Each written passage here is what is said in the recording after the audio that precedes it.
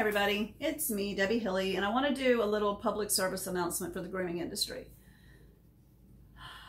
I read a couple of things this morning from some people. I can take this off for a second. I wear one all the time. I sort of forget it's there, but just talking to you guys, I'm okay. I'm in the safety of my own building, so to speak. There are still some of you who don't quite understand how serious this outbreak of coronavirus is. Quite a few of you. You live in areas where there are no cases. You live in states with incredibly low numbers. You live in an area that has not seen a case yet, or you don't understand what's going on in the real world. I live in a hotbed. Serious outbreak here. We have over 120 people in the hospital currently, all positive. Every ICU bed at our main hospital is full, and they are putting ICU patients in our surgical recovery areas, trying to keep them alive. We've had at least 13 deaths. They're not all being reported as COVID-19 deaths, but the hospital is reporting them that way. The CDC is not. So who knows who to believe?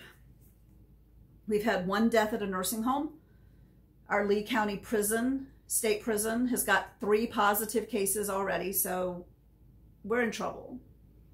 In our community, there are 630 people walking around waiting on test results, and they're not all staying home.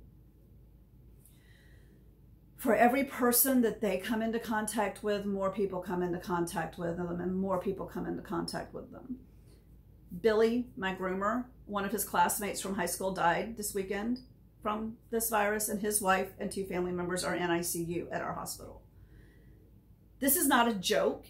This is not something that's going to go away anytime soon. If it's not in your area yet, it will be. That being said, I'm open. I am trying to pay next month's bills this week, and I am playing it day by day. I am literally calling my clients at the end of the day to make sure that they are aware of what's going on, verifying appointments, rescheduling appointments, moving people around that I don't think need to be here. I'm limiting my access to my clients. I am very fortunate that I have a place in my back area behind here, behind the building, that is fenced in, totally enclosed. Dogs can't get out. Nobody's ever gotten out except for a bather's dog who went over the top, but that was his fault because he was on the other side of the fence. At any rate, I digress. We put up one of the pop-up shelter tents, the little sun shelters that you would take to the beach or to a picnic or what have you, and placed 2 kennels underneath it, large enough to hold the biggest dogs that we will groom, which would be a lab, a golden retriever. Clients are to come through the gate, walk their dogs in my fenced-in area, remove leashes and collars, and place their pets in a cage. I have a camera back there, so I get an alert every time anybody comes in the back gate. I know they're there already, but then they are to call me and tell me their dog is in the kennel.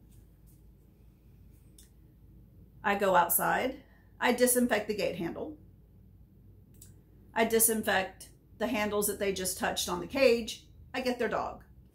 Now, my policy is they must stay outside for 5 minutes in those kennels in order to let any droplets that may be on the dogs dry, and to allow UV light to do what UV light is going to do, which is to help deactivate viruses.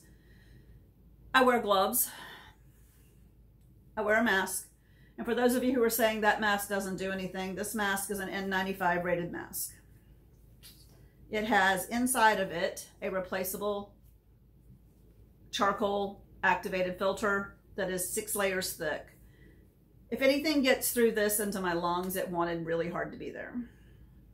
At any rate, I digress. I've been wearing those for 2 months now, and I'm glad I ordered them when I did, because you cannot get them on Amazon currently. I don't know where else you might be able to get them. And I'm immunocompromised. So anyway, I wear the mask, I wear gloves, and I change my smock before going out there. Or when I come back in, excuse me. After I place the dogs into the boarding room, or the bathing room, smock comes off, new one goes on. I have 8 smocks in this building. They're gonna get washed before I put them back on. Wash my arms, my hands after I'm done handling everybody.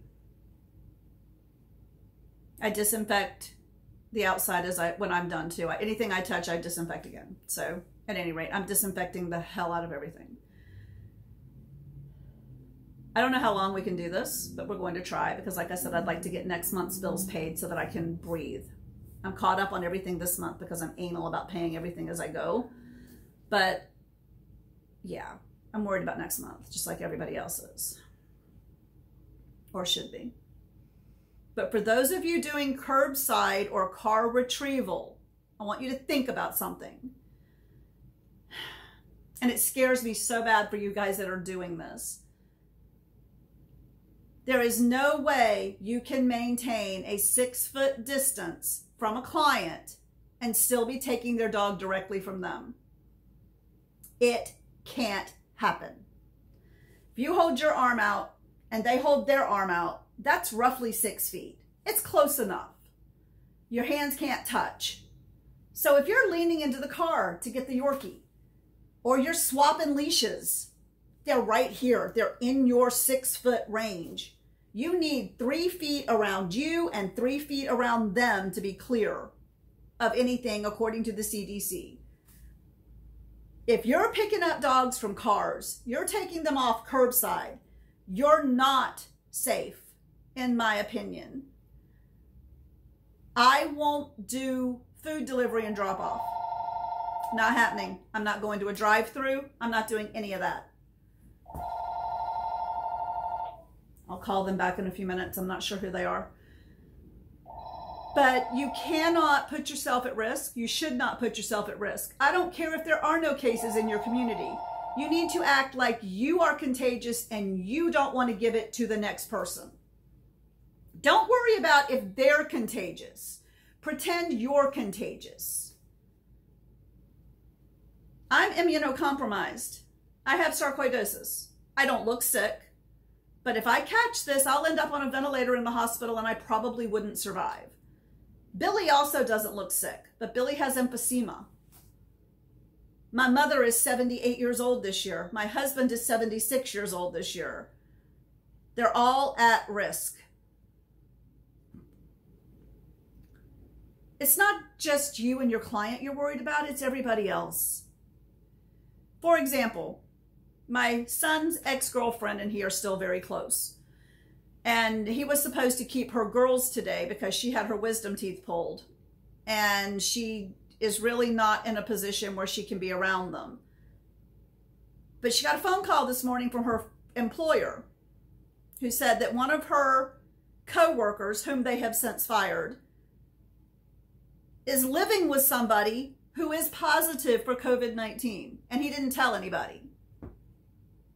So she's been exposed to the virus, which means my son can't go over there and take care of her kids.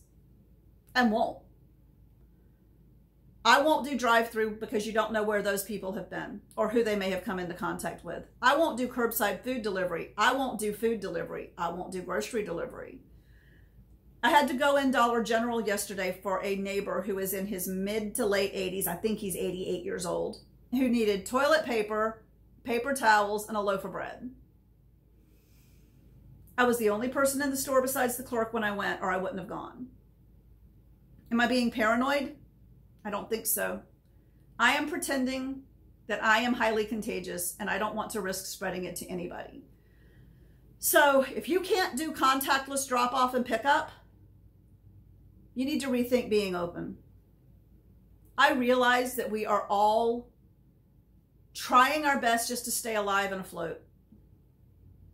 But you have to think about this as being a fire that you're trying to put out. And if you're trying to put out a fire, you don't put paper towels next to it.